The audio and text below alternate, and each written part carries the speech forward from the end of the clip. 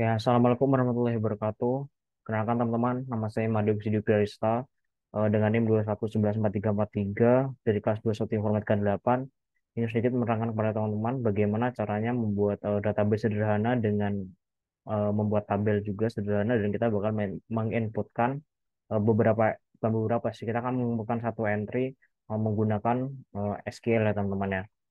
Oke, ya yang pertama, kita tuh pakai aplikasi menggunakan namanya SAM atau SMPP, biasanya dipanggil.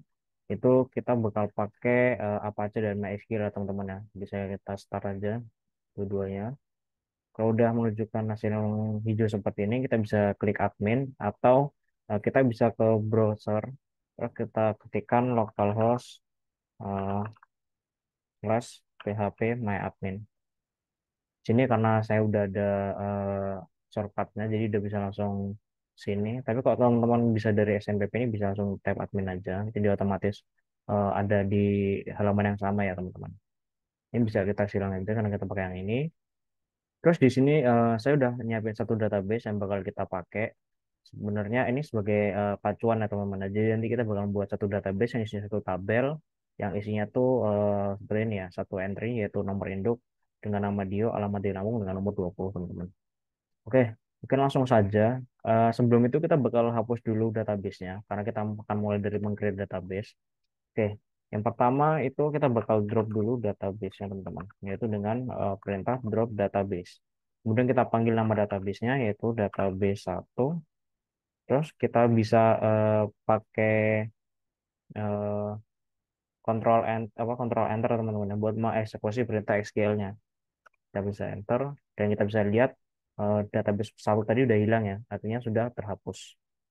Oke, langkah selanjutnya itu kita bakal membuat database. Sebenarnya bisa membuat database dengan klik new seperti ini.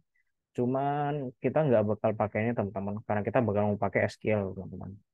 Jadi kita bakal full ngoding dengan SQL. Itu sama seperti eh, database, cuman kita kali ini pakai perintah namanya create. Jadi create database. Misalkan kita namakan database siswa underscore siswa seperti ini ya. Bisa kita control enter. Nah, ketika kita ke create, dia bakal otomatis langsung muncul di sini teman-teman ya. Terus kalau kita klik, dia udah klik nggak apa-apa. Kita bisa lihat dia nggak ada tabel di database-nya karena kita baru bikin database-nya teman-teman. Oke, langkah selanjutnya kita bakal menambahkan tabel di awal. Cara gimana? Sama seperti meng-create database seperti tadi, cuman kita bakal pakai function namanya tuh sama tadi ya create ya. Cuman sini tabel teman-teman. Seperti ini. Setelah meng-create tulis create table, terus kita bakal namain tabelnya. Kita misalkan data underscore siswa. Seperti ini ya. Terus bisa kita control enter. Oh ini masih error. Karena eh, belum kita masukkan variabel, bukan variabel, atribut di dalam tabelnya teman-teman. Karena di dalam tabel itu kan biasanya ada kolomnya kan teman-teman ya.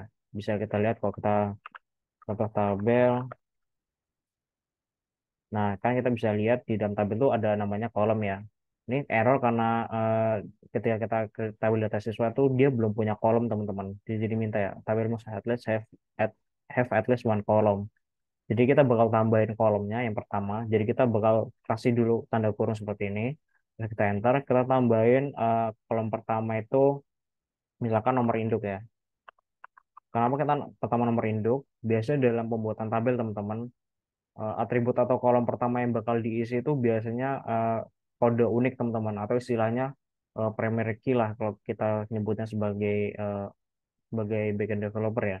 Primary key dari sebuah tabel. Maksudnya gimana tuh? Maksudnya nilai dari nomor induk tuh untuk setiap entry atau setiap isi dalam tabel itu bakal berbeda-beda teman-teman. Mau sebanyak apapun isinya. Jadi di dalam satu tabel itu yang bakal punya perbedaan paling signifikan atau setiap entry yang berbeda itu cuma di nomor induk teman-teman.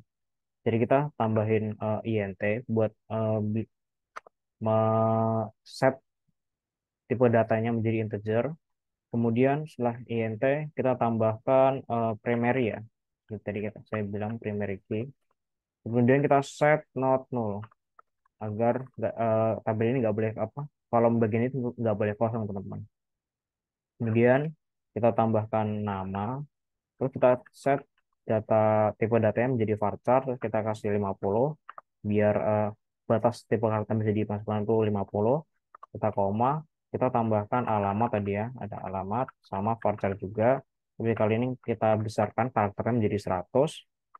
Kemudian kita tambahkan umur teman-teman yang nilainya yaitu int atau integer sama seperti nomor induk ya. Cuman kali ini umur itu kan ada yang bisa kadang ada yang sama kan. Kayak misalkan satu orang umur 20 tahun tapi pas dimasukin ada lagi yang umur 20 tahun. Nah, itu dia nggak unik. Makanya saya bilang tadi nomor induk tuh setiap orang tuh pasti beda.